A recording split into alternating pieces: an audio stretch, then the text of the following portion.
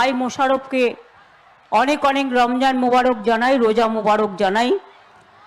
আমার এখানে কুমারগঞ্জের বিশেষ করে আমার এমএলএ যিনি আছেন, যিনি আমাদের তোরাফ হোসেন মণ্ডল, তাকেও তার পরিবারকে এবং সাথে সাথে যত সংখ্যালঘু ভাই বোনেরা আছেন, মা আম্মা ভাই বোনেরা আছেন, রমজান মাস চলছে, আপনারা উপোস করে একটু পানীয় না খেয়ে এই মিটিংয়ে এসছেন, আপনাদের সকলকে আমার অনেক অনেক সালাম জানাচ্ছি, অনেক অনেক ঈদ মোবারকের আগাম অভিনন্দন জানাচ্ছি। সামনে পয়লা বৈশাখ আসছে, শুভ নববর্ষ। বালুরঘাট মনে রাখবেন, নাট্যচর্চা, সংস্কৃতি, গান সব কিছুর একটা বড় জায়গা। বালুরঘাটের সব সংস্কৃতি প্রেমী মানুষকে আমার অনেক অভিনন্দন জানাচ্ছি। এই তপন আমি আগেও এসছি, এক সময় আপনারা ভোটে আমাদের জিতিয়েছিলেন, তারপরে তিনি অন্য দলে চলে যান, জিততে পারেননি। এখানে আদিবাসী সংখ্যার মানুষ বেশি আছেন। আপনাদের সকলকে আমি বলি, জয় জোহার প্রকল্প আমরা চালু করেছি, আর আপনাদের সকলকে জোহার, ভালো থাকবেন। আমাদের এখানে সুভাষ ভাওয়াল আছেন, সভাপতি, দক্ষিণ দিনাজপুর জেলা সভাপতি তৃণমূলের। রেখা রায়, বিধায়ক কুশমন্ডি বিধানসভা। চিন্তামণি বিহা, সভাধিপতি, দক্ষিণ দিনাজপুর জেলা পরিষদ। প্রশান্ত মিত্র, চেয়ারম্যান, গঙ্গারামপুর মিউনিসিপ্যালিটি। অশোক মিত্র, বালুরঘাট পুরসভার চেয়ারম্যান। কমল সরকার, বুনিয়াদপুর পুরসভার চেয়ারম্যান। এছাড়াও আছেন সন্তোষ হাসদা সহ আরও অনেক নেতৃবৃন্দ।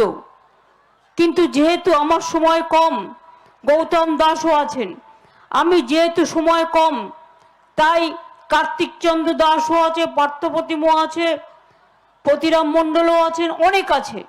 যেহেতু আমাকে আরও সবাই যেতে হবে, তারপরে আজকে দুর্গাপুরে অন্ডালে যেতে হবে, বর্ধমানে। কালকে আবার পুরুলিয়া বাঁকুড়ায় প্রোগ্রাম আছে, এখান থেকে প্রোগ্রাম করে আমি হেমতাবাদে চলে যাব। আমি প্রথমেই আপনাদের বলি, বিপ্লব মিত্র আমাদের দলের মন্ত্রী আছেন, আমাদের সরকারের অনেক পুরনো দীর্ঘদিনের নেতা। আমি ছোটবেলায় যখন ছাত্র পরিষদ করতাম, তখন কুমারগঞ্জের ঘটনা মনে আছে আপনাদের?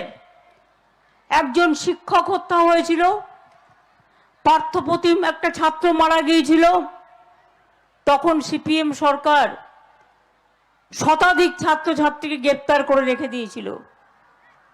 এবং আমি রাতের বেলায় বিপ্লব মিত্রকে নিয়ে শঙ্কর চক্রবর্তীর বাড়ি যাই, এবং সেখান থেকে আমি শঙ্করদাকে রাজি করাই, এবং সুভাষ চাকি সেখানকার কাউন্সিল যে মানে লয়ার, তাকে বলি আমাকে একটা গ্রাউন্ড জোগাড় করে দাও, কারণ আমিও কিন্তু লয়ার। আমি সেই গ্রাউন্ড কোর্টে পড়ে শঙ্করদা, আমি এবং বালুরঘাটের সব আইনজীবীরা আমরা কোর্টে যাই। সেদিন সিপিএম বন্ধ ডেকে রেখেছিল, বিজেপি বন্ধ ডেকে রেখেছিল। আমরা সবাই মিলে ঢুকে গিয়ে ছাত্রছাত্রীদের আমরা সেখান থেকে উদ্ধার করি এবং তাদের মুক্ত করি। কাজে বালুরঘাটের ঘটনা আমার কাছে নতুন কোনো ঘটনা নয়। কি আমি ঠিক বলছি তো? কুমারগঞ্জের এমএলএ তরফ মনে পড়ছে ঘটনা, গৌতম মনে পড়ছে, বিপ্লবদা মনে পড়ছে, প্রশান্ত মনে পড়ছে, আশা করি সবার মনে পড়ছে ঘটনা। বালুরঘাটে আগে রাস্তায় বন্যার পর বন্যা হতো, আমি নিজে বারবার আসতাম। গঙ্গারামপুর থেকে বালুরঘাট বন্যার সময় আমার এখানে আসা নিত্য নৈতিক ব্যাপার ছিল, তাদের হাতে রিলিফ তৈরি করে দেওয়া, রিলিফ তুলে দেওয়া। আমি জানি এখানে গঙ্গার ভাঙন, যেটা কেন্দ্রীয় সরকারের আন্ডারে দিল্লির, আর আত্মীয় নদীর বাদ দেয়াতে বালুরঘাটের জলের অসুবিধে হয়। আপনারা যাকে ভোট দিয়েছিলেন এখানকার বিধায়ক সুকান্ত বাবু, তিনি একবারও বলেছেন কেন আত্মীয় নদীতে বাদ দেওয়া হলো? বালুরঘাটের মানুষ জল পায় না, গঙ্গারামপুরের মানুষ জল পায় না, কুশমন্ডির মানুষ জল পায় না? গঙ্গার ভাঙন নিয়ে একবারও বলেছেন? আমি আমার আদিবাসী বন্ধুর সাথে একমত। সারি সারনা ধর্ম নিয়ে আমি বারবার লিখেছি গভর্নমেন্টকে, যা কাগজ চেয়েছে সব দিয়েছি, কিন্তু এখনো পর্যন্ত ওরা করেনি। ওদের করতে হবে, মাথায় রাখবেন। আমাদের সরকার আসলে আমরা এটা করব। দিল্লিতে আমরা চাই বিজেপি চলে যাক, বিজেপি চলে যাক, বিজেপি চলে যাক। তৃণমূল কংগ্রেস যত বেশি সিট পাবে তত দিল্লির ইন্ডিয়া অ্যালায়েন্স শক্তিশালী হবে, এবং আমরা চাই বিজেপি বিদায় নিক। কেন বিদায় নিক? মোদির গ্যারেন্টি কি? গ্যারেন্টি এনআরসি চালু করে সবাইকে বাংলা থেকে উচ্ছেদ করো। মানব না, এনআরসি করতে দেব না। মাথায় রাখবেন, আপনারা সবাই নাগরিক, আমরা সবাই নাগরিক, এটা আমাদের অধিকার, এটা বিজেপির দয়ায় নয়। স্বাধীনতা আন্দোলনের সময় কোথায় ছিল? আর এখন সিপিএম কংগ্রেস বিজেপি বাংলাতে একসাথে লড়ে, আর আমাদের লড়াই বিজেপির সাথে তৃণমূল কংগ্রেস একলা লড়ছে। সিপিএম কংগ্রেস বিজেপিকে এখানে সাপোর্ট দিচ্ছে। আর একটা নতুন পার্টি জুটেছে বিজেপির ভাই ভাই। কে করবেন না, কে করলেই বিদেশি হয়ে যাবেন, আর বিদেশি হয়ে গেলে বাংলাদেশ থেকে আপনাকে 50 বছর আগেকার বাবা মায়ের সার্টিফিকেট নিতে হবে, আর আপনাকে বিদেশি বলে আপনাকে ডিটেনশন ক্যাম্পে রেখে দেবে।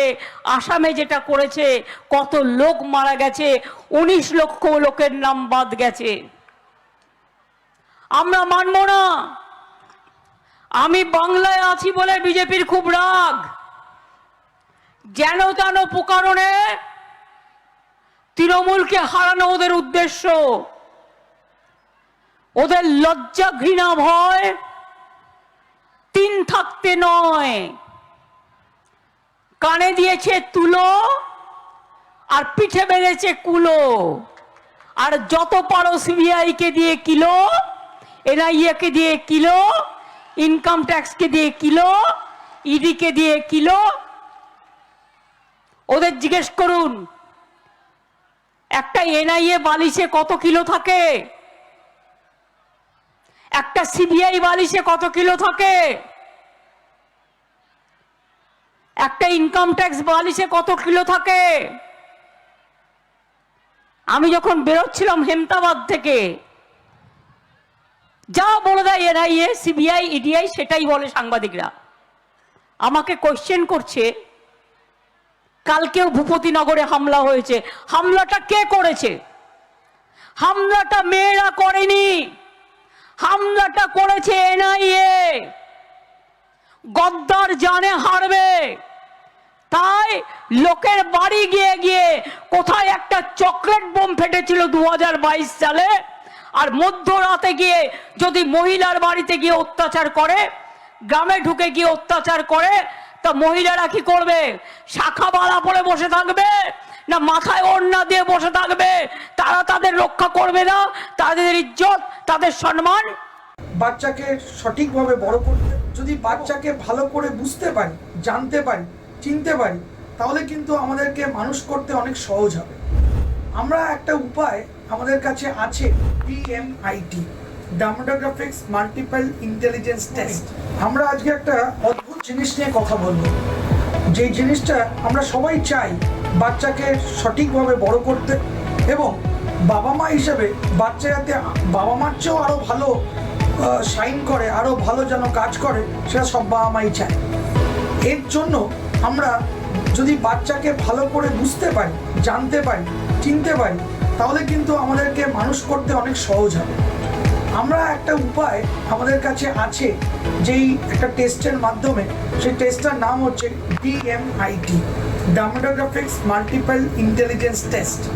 এই টেস্টের মাধ্যমে আমরা বাচ্চার ইনবর্ন ট্যালেন্ট, ইনবর্ন স্ট্রেংথস, বাচ্চার এরিয়াস অফ ডেভেলপমেন্ট, বাচ্চার কোন দিকে ন্যাক আছে, বাচ্চা কীরমভাবে পড়াশোনা করতে চায়, কীরমভাবে লোকের সঙ্গে মিশতে চায়, এই সব জিনিসগুলো আমরা বাচ্চার সম্বন্ধে জানতে পারবো সঠিকভাবে। যদি আমরা এটা জানতে পারি তাহলে আমরা বাচ্চাকে সেই রকমভাবে তৈরি করতে পারবো, এবং তৈরি করতে পারলে বাচ্চা ভালো ফল করবে, শুধু পরীক্ষায় না, জীবনও সে ভালো করে দাঁড়াবে, যেটা সব বাবা মার ইচ্ছে। হ্যাঁ, আমরা আজকে এখন দেখাবো এই যে অদ্ভুত যে প্রসেস বা অদ্ভুত যে একটা টেস্ট, সেই টেস্টটা কি করে হয়। যে টেস্টটার নাম DMIT, demographics multiple intelligence test. Saugata, এবার তুমি শুরু করো। আমরা একটা ফিঙ্গারপ্রিন্ট মেশিন নিয়ে এই কাজটা করা হয়, এবং এই ফিঙ্গারপ্রিন্ট মেশিনে কিন্তু শুধু DMITর জন্যই কাজগুলো করা যায়। প্রথমে আমরা লেফট হ্যান্ডগুলোকে আগে নেব, তারপরে আমরা রাইট হ্যান্ড নেব, এই দুটোরই আমরা ফিঙ্গারপ্রিন্টগুলো নেব, এবং 3 রকম শেপে নেব, সামনে সাইড 3 রকম করে নেব, যাতে করে আমরা অ্যাকুরেট টু অ্যাকুরেট রেজাল্ট পেতে পারি। অনেকেই একবার নিয়ে রেজাল্ট বের করে, কিন্তু সবচেয়ে বেশি অ্যাকুরেট চাইতে হলে একটা ফিঙ্গারকে 3 রকম অ্যাঙ্গেলে নিয়ে আমরা এই কাজটা করি। আপনারা দেখতে থাকুন কীরকমভাবে টেস্টটা হচ্ছে, এবং একটা সফটওয়্যারে আমরা এই ফিঙ্গারপ্রিন্টসগুলোকে তুলে নিচ্ছি, এবং তুলে নেওয়ার পরে আমরা সেই রিপোর্টটা, যেই কাস্টমার আমাদের সঙ্গে করলেন রিপোর্টটা, সে ওই রিপোর্টটা পায়, এবং তারপরে আমাদের একজন সাইকোলজিস্ট আছে, যিনি টোটাল রিপোর্টটার উপর একটা কাউন্সেলিং করে, এবং সেই কাউন্সেলিংয়ে একটা entire discussion between the parent and the councillor হয়, যাতে করে বাবা মা বুঝতে পারে তার কোথায় স্ট্রেংথ, তার কোথায় এরিয়াস অফ ইমপ্রুভমেন্ট, তার পার্সোনালিটি, তার কি ইচ্ছে অনিচ্ছে, পড়ার স্টাইল, এবং কোন দিকে সে বড় হয়ে ভালো রোজগার করতে পারবে, বিজনেস করবে না চাকরি করবে, চাকরি করলে কোন স্ট্রিমে যাবে, সব কিছু সে কিন্তু বিশদভাবে বাবা মা জানতে পারবে। এর সম্বন্ধে বিশদ জানতে যোগাযোগ করুন eMerit Solutions, এবং আমাদের ফোন নাম্বার এবং ইমেল আইডি, হোয়াটসঅ্যাপ নাম্বার সব স্ক্রিনে ডেমনস্ট্রেট হচ্ছে বা ডিসপ্লে হচ্ছে। Thank you.